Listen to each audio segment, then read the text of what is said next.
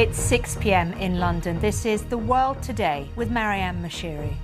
Donald Trump tells the BBC he's disappointed but not done with President Putin, hours after giving Russia a deadline for a ceasefire with Ukraine. We had a deal done 4 times, and then you go home and you see it just attacked a nursing home or something in Kiev. I said, what the hell was that all about? He also reflected on his attempted assassination 1 year on. I could tell by it was like dead silence and everything. We had 55,000 people, and it was dead silence. And so, I assumed that they expected the worst. Thousands of Afghans have relocated to the UK under a secret scheme after a data leak of those who supported British forces. Also coming up on The World Today, we meet the extreme runners completing a marathon challenge in one of the most unforgiving climates on Earth.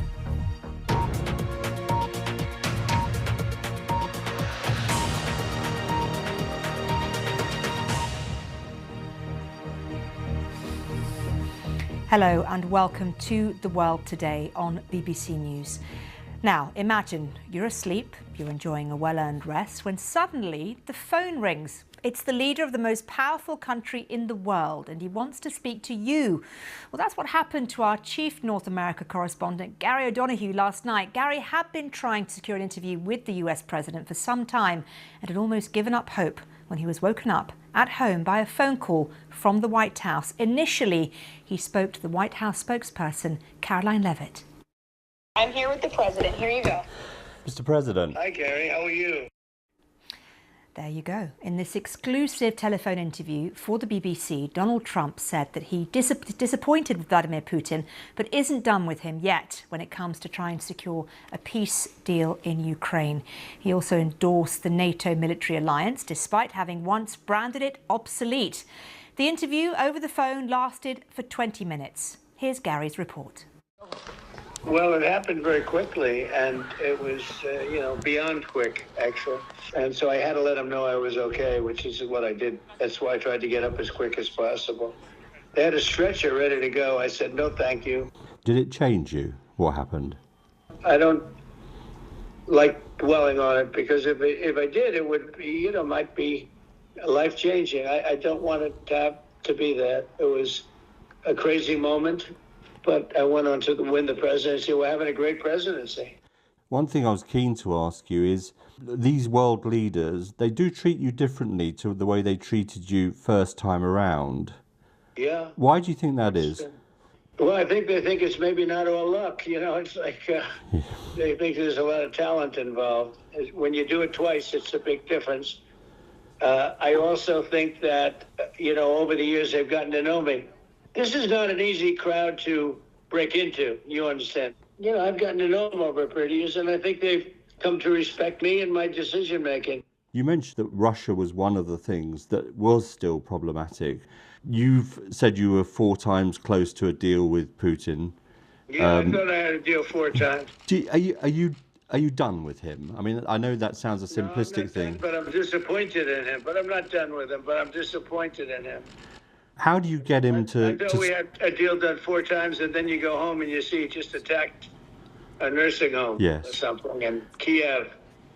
I said, what the hell was that all about? Do you trust him? I trust almost nobody. You once said that NATO was obsolete. I think NATO is now becoming the opposite of that. I do think it was past. And it was very unfair, because the United States paid for almost 100% of it. But now they're paying their own bills, and I think that's much better. Can I ask you about Britain? What is Britain's role for you in the world? Well, I think it's a great place. I was there with you the day after the Brexit vote when you were on the course there. I think that's right. Can you believe it? And people asked me whether or not Brexit was going to make it or not, and I called it right. Do you remember? You did call it right, so you did, yes. I called it exactly right. Do you think Britain's made the most of Brexit, though, that it could? No, I think it's been on the sloppy side, but I think it's getting straightened out. I really like the Prime Minister a lot, even though he's a liberal. He did a good trade deal with us, which a lot of countries haven't been able to do. So you're going to meet the Prime Minister when you go in July, but in September, what do you want to achieve with the state visit? I think I want to have a good time and respect King Charles because he's a great gentleman. You know, I know him from early in the first term. Yes. And I know him fairly well, and he's a great gentleman. And in terms of Britain's sort of role in the world, do you think there is this special relationship that British politicians often claim there is with American men? I do. I think there's something about it. It's just been so many years, and I really think the relationship is just a really great one. Now, the UK is very special, and it's been there for a long time. Yeah, they have been a really true ally. So may I ask you, looking back, what do you think would define your legacy from Saving America. I think America is now a great country, and it was a dead country 1 year ago. And that's been told to me by many leaders of the countries, you know? Thank you very much for your time, Mr. President. Thank you, Gary. It's a great honor. Absolutely incredible. Well, we're going to be speaking to Gary shortly about exactly how that interview came about and how it feels to be woken up, right, in the middle of the night by the US president on the phone. But now let's get a little bit more insight into what that phone call actually talked about. First and foremost, of course, we heard the president there speaking about President Putin. He said he's not done with him, but he's disappointed. Let's cross live now and speak to Russian politics expert and author of the book, The Kremlin's Noose, Amy Knight. Amy, it's so good to talk to you. Thanks so much for joining us. What do you make of Mr. Trump's change of tone when it comes to speaking about Mr. Putin now? Yes, well, in some ways it's very strange because, and by the way, I would say first off that the tone is changed, but I still don't think it's very realistic. In other words, Trump has gone from saying, Putin is a great guy, they really get along, he trusts him, blamed the war on Ukraine. I mean, he's gone so far in the other direction. And so now he's saying things like, well, I'm disappointed in Putin and, he's stringing me along. But I mean, in reality, he could be much, much stronger. What Russia did to Ukraine is appalling. So as far as I'm concerned, we're all giving him Trump credit. But I would say not only is it about time, but also it could be much stronger. So what do you think would make it stronger? What do you think he should be saying about Putin that would actually make a difference? Well, I mean, of course, he has to think about diplomacy, and we all know that Putin, like Trump, has a very inflated ego and thinks a lot of himself, and so I'm not suggesting that Trump say horrible things about Putin, but I'm saying he should at least a long time ago have recognized that this conflict was started by Russia, and it continues to go on because of Russia. So. I think that he could. I think he could talk tougher to Mr. Putin. Now, I haven't been privy to their phone calls, but it doesn't sound to me like much is accomplished. So, yes, and now he is saying things like it's very important that they put a halt to weapons deliveries. Okay.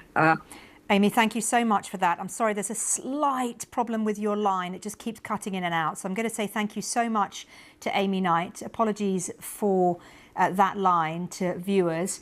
And I can tell you that we now have Gary O'Donoghue, our chief North America correspondent, with us live from Washington. And Gary, I was just telling the story about your very late night phone call. Just tell viewers, if you can, how did that feel? How did that feel to wake up and have effectively the president of the most powerful country in the world on the phone? Well, actually, it wasn't a late night phone call. It was sort of early evening. I happened to be asleep, but it was early evening. Right, I thought it was late night because you were asleep. An interview. No, I was asleep. But it was early evening, and I'd been working on trying to get an interview with the president a year on from the attempt on his life in Butler in Pennsylvania, a place I'd been to do the reporting that night and had been present at that assassination attempt. And I had been working on it for a little while, and it hadn't come to fruition for various actually practical reasons, not through any reluctance on the White House's part. They were very cooperative and very helpful. But I didn't think it was, I thought the time had passed and it wasn't going to happen. And so, yes, the phone went off, and it was the White House, and the president was on the line, and he was ready to go. And I thought we might have a few minutes, but we ended up talking for 20 minutes and a pretty wide-ranging area of topics, to be honest, right from Vladimir Putin, which is, of course, the story of the moment in terms of Donald Trump's hardening of his rhetoric towards the Russian leader and the threat of sanctions against him, fresh secondary sanctions against his trading partners, but also his views on Britain, and some really reflective moments, particularly on the assassination attempt in Butler. I got the clear impression he doesn't like talking about that very much. He just doesn't really want to go there, and I suppose in some ways who can blame him for that. And also just, I thought a slightly sad moment perhaps when he said that he trusted almost nobody, he told me, when I asked him whether he trusted the Russian leader. And that sent a small shiver up my spine, because that must be a hard place to be, to trust almost no one in this world. And it's interesting how you're questioning him on his change of tone on NATO as well. Yeah, and I think that's been coming. I think particularly since the summit in June, where he secured this agreement that over the next 10 years NATO countries would spend 5%, or up at the end of it 5% of their GDP, their national income on defence, including infrastructure spending, sort of dual purpose spending, 3.5% purely defence, 1.5% on dual purpose. And he sees that as a huge win. And it's something, to be fair to this president, that other presidents in the past have been banging on about as well, NATO countries in Europe not paying their way. And he has moved the dial on that. I don't think there's any question about that. And I think that's changed his view of the utility of NATO. He once called it obsolete. He said he felt it was now the opposite of that because of this change in funding. And of course, part of this agreement, or his agreement, to allow US weapons to go to Ukraine for them to defend themselves, and indeed offensive weapons as well, part of that agreement is that NATO will pick up the bill, 100% of the bill, according to the Secretary General of NATO, who's been in Washington for the last couple of days as well. And Gary, before I let you go, I need to ask you, is picking up the phone ever going to be the same again for you? Well, spent my life as a journalist. Picking up the phone and talking to people is what we do, isn't it? So if I ever got frightened to do that, I would have to sort of retire, I think. No, please don't do that, Gary O'Donoghue. Thank you very much indeed. Well, let's cross live now to Moscow and speak to our Russia editor, Steve Rosenberg, who has been gauging the reaction in Russia. And what's the reaction been to those words we heard from President Trump on Mr. Putin? Well, there hasn't been reaction as such to the interview. There's been a reaction to what President Trump said yesterday when he made that announcement about more military assistance to Kiev and this threat of tariffs, severe tariffs, to hit the Russian economy. The Kremlin hasn't said very much. President Putin's spokesman said that it's possible that President Putin himself will actually comment, since some of Donald Trump's comments were directed directly at Vladimir Putin. So I expect that's going to happen at some point soon.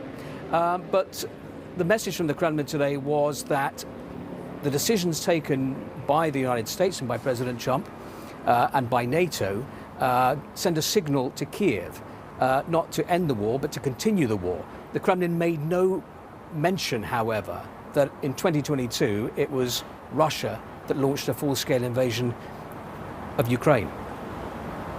And, there has obviously been a lot of frustration in the tone that Mr. Trump has taken towards Mr. Putin. In your assessment, is that going to make any difference at all to how the Russian government, Mr. Putin, reacts in the coming days as those 50 days tick by? It's a really interesting question. You mentioned 50 days. That's a long time, right? As deadlines go, we've heard 2-week deadlines before, month deadlines, but 50 days is a long time. That gives plenty of time, actually, for things to change, for conversations to take place between the White House and the Kremlin, for the idea of these tariffs to be kicked into the long grass. But I think conversations will continue between the White House and the Kremlin. I don't think Vladimir Putin is done with Donald Trump, because the Russians know that President Trump is a politician who is driven not by ideology, but by a desire to do deals. And, you know, that suits the Kremlin pretty well. They haven't done a deal yet. There are big differences of opinion. Clearly, the Russians have been holding out, believing that they have the initiative on the battlefield. I think the Kremlin hasn't felt the need to stop and sign a peace deal now. It's been pushing forward. Whether in these 50 days that's going to change, we'll have to see. But the messages coming out of Moscow from various commentators and politicians right now is that's not going to change. Russia's going to push on with its goal in the so-called special military operation. And as for the possibility of new sanctions against Russia, new American sanctions against Russia, Russia's Foreign Minister, Sergei Lavrov, dismissed that out of hand today. He basically said, well, Russia's managed to survive the current sanctions imposed on it, and it will cope with any new sanctions. OK, Steve, thank you very much indeed. Steve Rosenberg, there, our Russia editor. We'll have more on this story after this short break. Around the world and across the UK, this is The World Today on BBC News.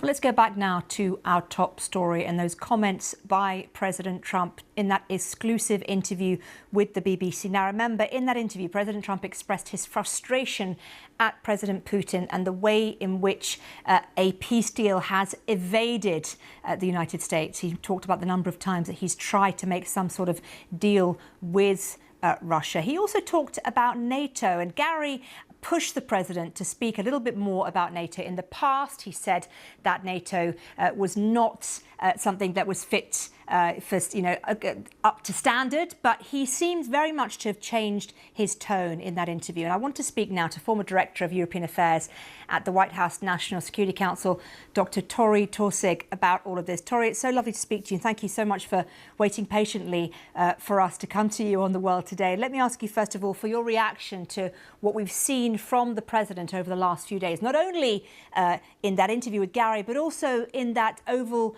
Office meeting with Mark Rutte. Well, thank you very much for having me on, Marion. The last few days, we've certainly seen a shift in President Trump's outlook on NATO as an alliance, but also on European countries and European countries' ability to step up and spend more on their own defenses. As you mentioned, this is a shift that the president has undergone not just recently, but over the last few months. And this is due to a very concerted effort on behalf of Secretary General Mark Rutte and also on individual European leaders who now have a better understanding, having worked with President Trump for a number of years now, what makes this president tick and what he considers a success. Yeah, that's really interesting, actually, that you talk about things in that way. Tell me a little bit more about where you think the European strength lies. Where do you think Europeans can push back and push harder? Look, I think we saw a very smooth NATO summit in The Hague because allies were willing to say we are going to spend more on our defenses. That 5% defense spending pledge, the willingness to spend 5% of national income on defense moving forward, is an important area where European countries can contribute more. I think there are a lot of questions as to whether European countries will be able to meet that pledge, but defense spending is certainly one area where European allies can step up. The other area is on Ukraine. This is an administration that has shown that it is not willing to provide donations to Ukraine at length's end for the foreseeable future. I think Europe has adjusted, and I think the UK and France have stepped forward with new ideas around European deterrence and reassurance forces that Europe alone can provide to Ukraine moving forward. I think the relationship between Europe and Ukraine will be vitally important and one that Europeans have to own, even as the United States shows it's willing to stand by Ukraine's side. For how long is still a question, and this is going to be for Europe to own for the foreseeable future. Dr. Taussig, it's really good to talk to you. Thank you very much indeed for joining us on The World Today. Well, let's get the view now from Ukraine. In Kiev is our correspondent Charlotte Gallagher. And Charlotte, I know you've been keeping an eye on the reaction in Ukraine to everything we've seen from President Trump, that change of tone towards Russia, the talk of the arms. What is it that the Ukrainians think right now? I mean, I think they think, firstly, it's pretty remarkable and in a good way that President Trump has kind of changed his mind about President Putin. I mean, he spoke about him so admiringly in the past. And then you remember, of course, that dressing down he gave President Zelensky in the Oval Office not that long ago. But the relationship seems to have really shifted, doesn't it? And he's talking to President Zelensky in very friendly terms. And of course, these Patriot defense air systems that are going to get to Ukraine. That's something that Ukraine's been asking for a long time. And the US says they will be getting them. They will be sent by other European countries, but they will be coming to Ukraine. But I think there is a bit of wariness as well, because the Ukrainians have bitter experience. You know, it's not been the easiest relationship, that relationship between President Trump and President Zelensky, as I said. So they're skeptical about his relationship still with President Putin. But I think they welcome, of course, these additional weapons. And that 50-day deadline has got a lot of people talking here in Ukraine, whether it's just too long, 50 days, giving President Putin 50 days to come to some kind of ceasefire deal. They don't believe that he will agree to any kind of deal. And they say that 50-day period is just another 50 days where more Ukrainians can be killed, whether on the front line or in the cities. I wonder, Charlotte, if you've been speaking to Ukrainians and what they've been saying to you over the last few days that you've been there. People are tired, Mariam. They're tired. They have the emotional toll of the invasion. That's one thing. But then also the physical toll of all the sleepless nights, you know, when the sirens are going off for hours and they can hear the explosions, they can hear the screeching of the attack drones, and then they can hear the air defenses coming into action. So they are exhausted and they're stressed and they're worried about, of course, if they have families serving in the military as well. They just want them home. They want this war to be over. That's the general feeling that I get from people. They are incredibly tired. A lot of people have said as well that maybe Ukraine needs to focus more on self-reliance. You know, if relationships with the US can shift so easily, maybe they need some more self-reliance in order to defend their country. Charlotte, thank you very much indeed. Charlotte Gallagher, our correspondent in Kyiv for us.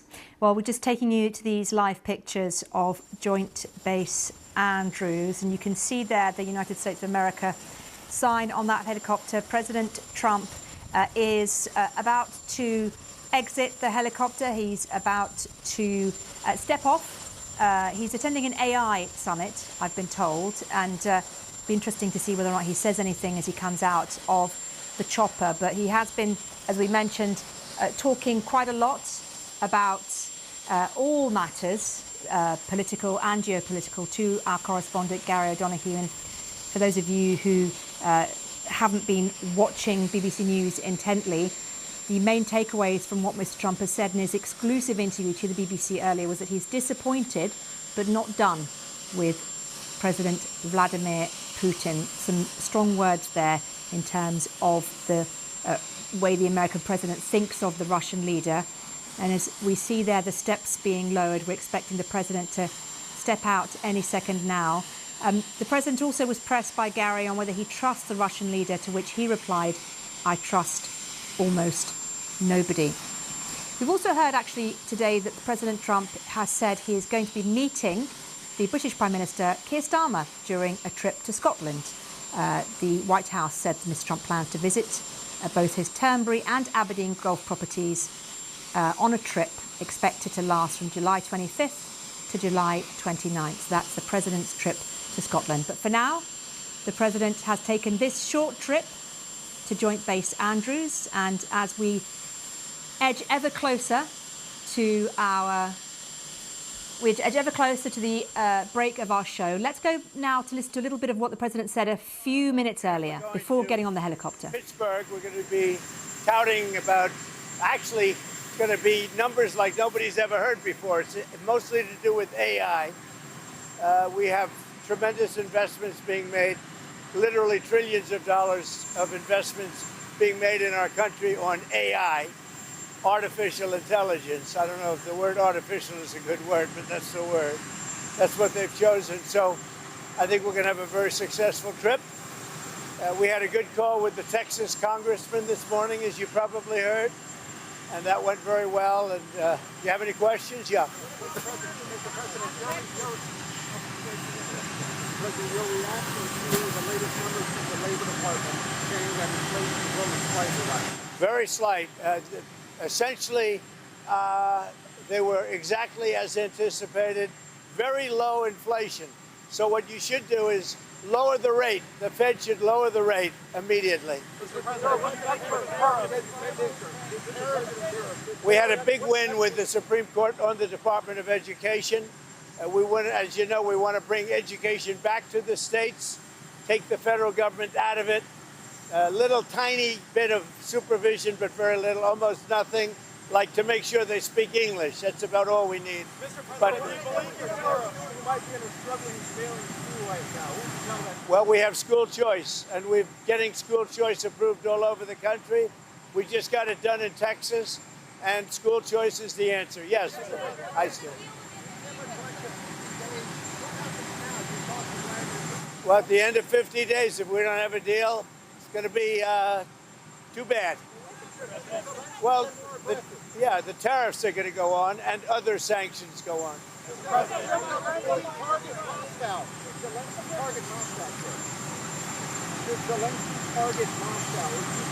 No, he shouldn't target Moscow.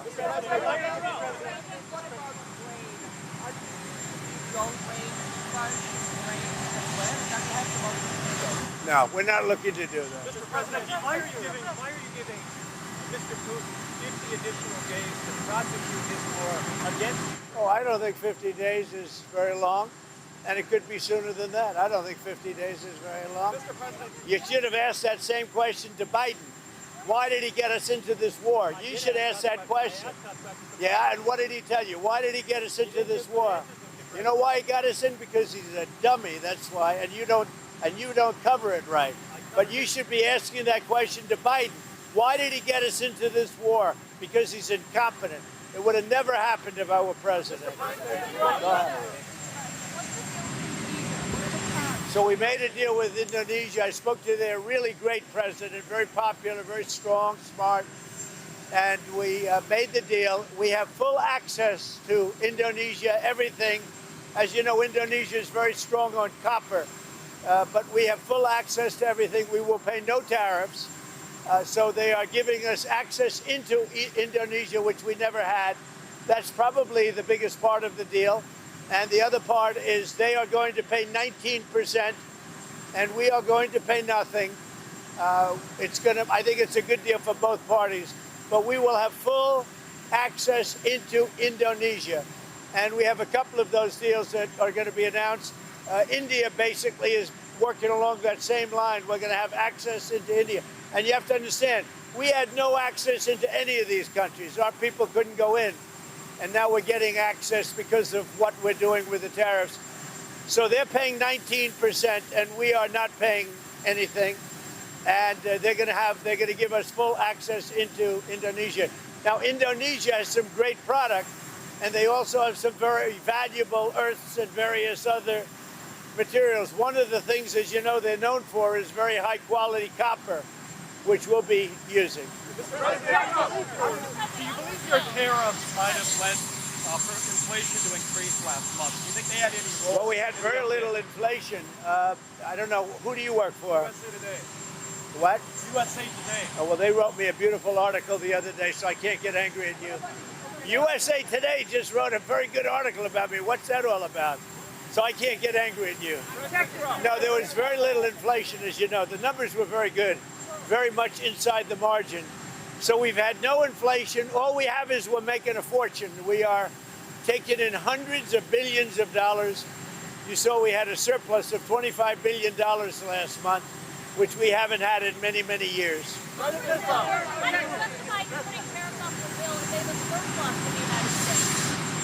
We are doing because I'm able to do it. Nobody else would be able to do it. We have tariffs going on because we want tariffs and we want the money coming into the United States. But more important than the money, there's two aspects to tariff. There's the money, which comes in. The other aspect is that rather than paying the tariffs, the country or the company will build in the United States, make their product in the United States, and that creates jobs. And I would say of the two, probably the more important to me is that. Yeah. Are you on Ukraine's side now? No, I'm on nobody's side. I want to. You know what the side I'm on? Humanity's side. I want to stop the killing of thousands of people a week. I want to stop the killing. I want the killing to stop in the Ukraine-Russia war. That's the side I'm on. Mr. President, your daughter-in-law said that there was transparency in the Epstein case. Do you agree with this? The Attorney General's handled that very well. She's really done a very good job. And I think that when you look at it, you'll understand that. I would like to see that also. But I think the Attorney General, the credibility is very important. And you want credible evidence for something like that. And I think the Attorney General has handled it very well.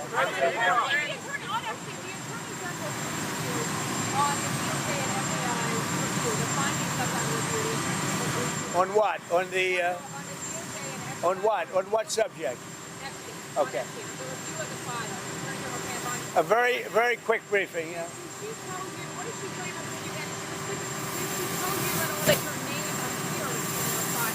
No. She's given us just a very quick briefing, and in terms of the credibility of the different things that they've seen.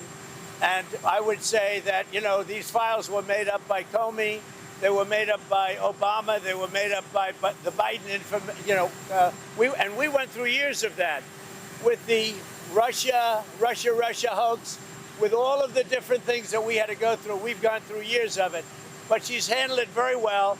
And it's going to be up to her. Whatever she thinks is credible, she should release. Yeah. I'm Texas. How many more seats do you want the Republicans to draw? 5. And then what if California, New York, Illinois, and other? Yeah, well, that's okay too. But 5. I think we get 5, and there could be some other states. We're going to get another 3 or 4 or 5 in addition. Texas would be the biggest one, and that'll be 5. No, just a very simple redrawing. We pick up 5 seats. But we have a couple of other states where we'll pick up seats also. What was the last time you spoke with him? Well, when he was in my office. And what did you tell him when he was in your office? I told him he's doing a very bad job. He's way late. That's why I call him too late. Jerome Powell is too late. He's way late. Interest rates should be coming down. We have a very, very successful country. We should have the lowest interest rate anywhere in the world, and we don't. Jerome Powell has done a terrible job, and frankly, I don't think he could do a worse job. He's called everything wrong. So they had a report come out the other day, 71 different economists, and me. You know who was right? Me. Did you know that? I was right. I did know, Mr. President. Are you going to appoint Mr. Powell to another term as Fed chair? You must be kidding. Have you started interviewing his replacement? You must be kidding.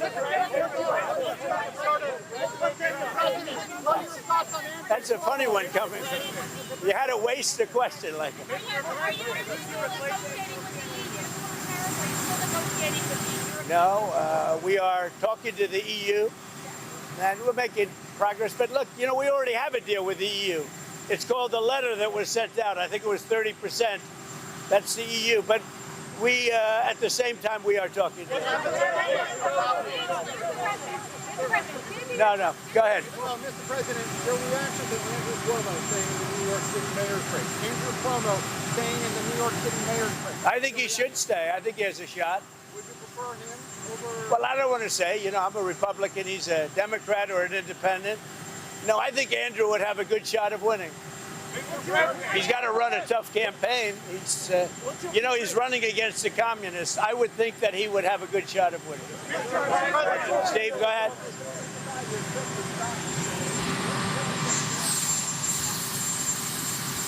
We're going to be meeting with the British Prime Minister, very respected, and we are going to have a meeting with him probably in Aberdeen, and we're going to do a lot of different things, and we're going to also refine the trade deal that we've made.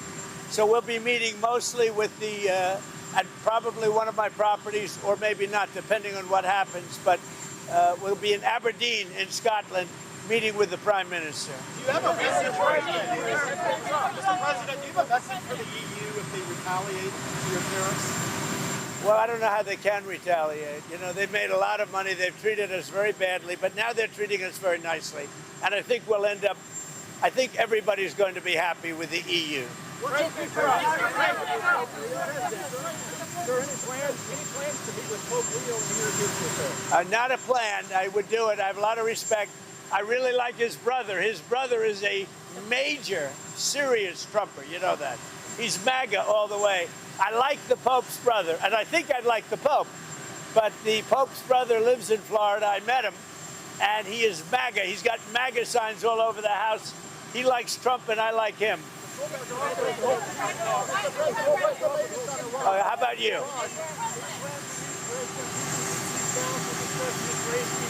Well, we're going to see what happens with President Putin. So far, I've been very disappointed with President Putin. I've solved a lot of wars in the last 3 months, but I haven't gotten this one yet. This is a Biden war. It's not a Trump war. I'm here to try and get us out of that mess.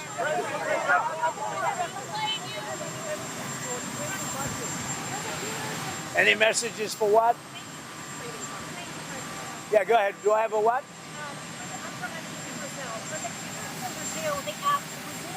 For the people of Brazil? Yes. Are you from Brazil? Yeah. Okay. For the people of Brazil, after the Supreme Court, coming from President Bolsonaro, unity. Any word of that?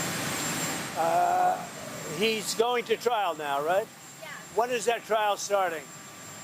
You're When is the trial for Bolsonaro starting? When is it? Months ago. How is it going? Now they are asking him to find him guilty. But they haven't found him guilty, have they? But what do you think? But have they found him guilty? No. Look, here's President Bolsonaro is a good man. I've gotten to know a lot of prime ministers and presidents and kings and queens. And I know him, and I'm pretty good at this. President Bolsonaro is not a dishonest man. He loves the people of Brazil. He fought hard for the people of Brazil. He negotiated trade deals against me for the people of Brazil, and he was very tough. And he was tough because he wanted to do a good deal for his country. He was not a dishonest man. And I believe it's a witch hunt, and it shouldn't be happening. And it's not that I know him that, look, he's not like a friend of mine. He's somebody that I know. And I know him as a representative of millions of people, Brazilians. They're great people. And he loves the country, and he fought hard for those people, and they want to put him in jail. And I think that's a witch hunt, and I think it's very unfortunate.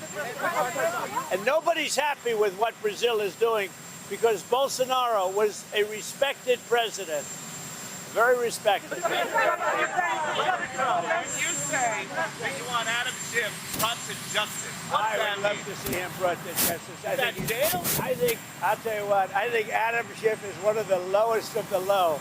I would love to see him brought to justice. He is a dishonest, crooked guy. I don't know about the individual charge, if that even happens. But Adam Schiff is a serious lowlife. And tomorrow morning here in Washington, AOC is hosting Zohran Mamdani for breakfast. Are you invited? I'd love to be. I'd really love to go. I mean, I look forward to meeting them both. I know them both very well through what I read and through what I see. Look, he's a communist. I don't think our country is ready for a communist, but we're going to see. And I don't think that race is over yet either. You do have a couple of people running against, and it'll be an interesting thing. Things are coming out about him which aren't good. And, AOC, look, I think she's very nice, but she's very low IQ. And we really don't need low IQ. Between her and Crockett, we're going to give them both an IQ test to see who comes out best. Now, I took my test. I took a real test at Walter Reed Medical Center, and I aced it. I got every one of all those questions right. Now it's time for them to take a test. Anyway, have a good time. I like Dan Bongino, yeah. Mr. President, do you think Putin respects you and takes your threat seriously?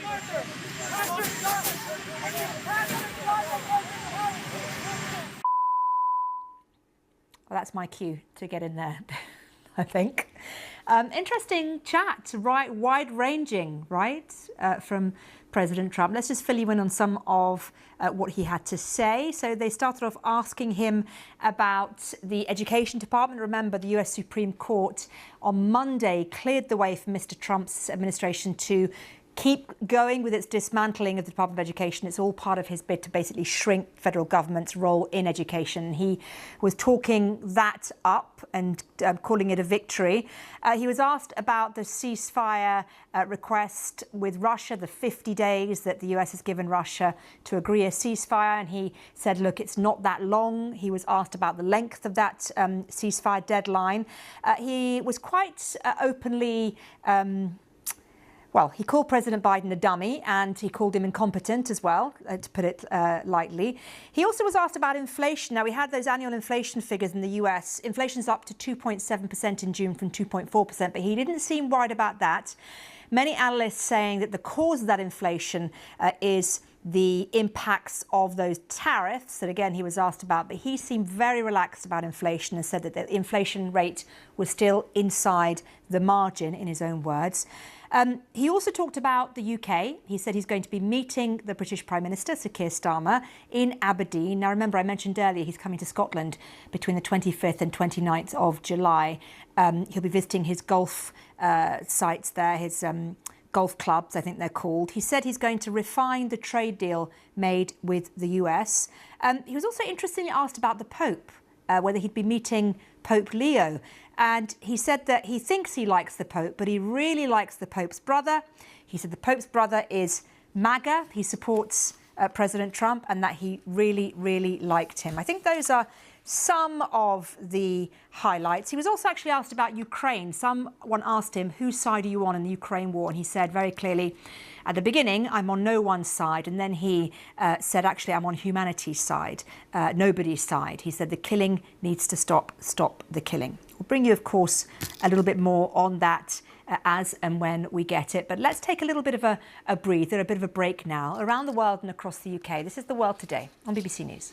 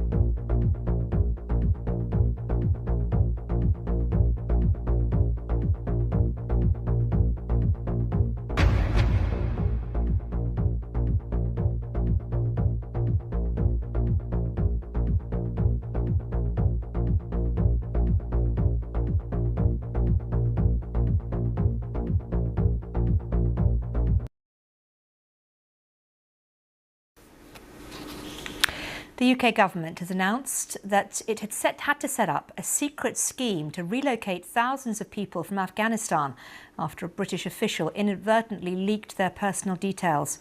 Almost 7,000 people who had applied to move to the UK after the Taliban took control in 2021 were affected. The information was compromised in 2022, but the MOD only learned about it when parts of it were posted on social media 18 months later. The government says it will honour its commitment to around 600 Afghan soldiers and their families who are still in Afghanistan, but it does not think the Taliban have their details. Well, the Defence Secretary, John Healey, outlined details in the House of Commons, saying a legal ruling had prevented him from making it public until now. The High Court today, in light of the Rimmer review, ruled that there is no tenable basis for the continuation of the super injunction. Mr. Speaker, to date, 900 ARR principals are in Britain or in transit, together with 3,600 family members, at a cost of around £400 million. From today, there will be no new ARR offers of relocation to Britain. From today, the route is now closed. However, we will honour the 600 invitations already made to any named persons still in Afghanistan and their immediate family. When this nation makes a promise, we should keep it. With more details, here's our security correspondent, Frank Gardner. OK, well, let's just put this in context. When John Healey, the Defence Secretary, who has just offered his sincere apologies to the Commons for this data breach, when it's described as a serious departmental error, that's government speak for a monumental cock-up.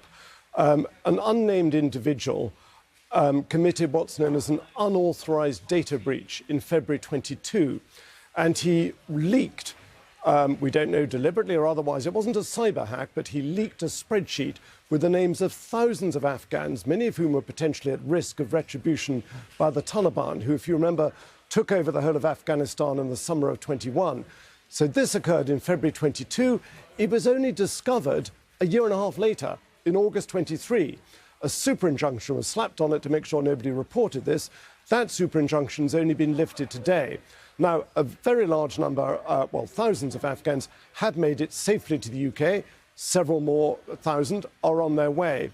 But nevertheless, a warning letter has gone out to all of those affected. And initially, there were nearly 19,000 people on this data set list, warning them to possibly change their social media, to be wary of any kind of unauthorized or unnamed people approaching them, phone calls, things like that. It's a really embarrassing leak, this, because these are people who put their lives at risk working for British forces in Afghanistan during the 20 years that NATO was there, and they thought that their data was secure with the UK government. It wasn't. Frank Gardner reporting there.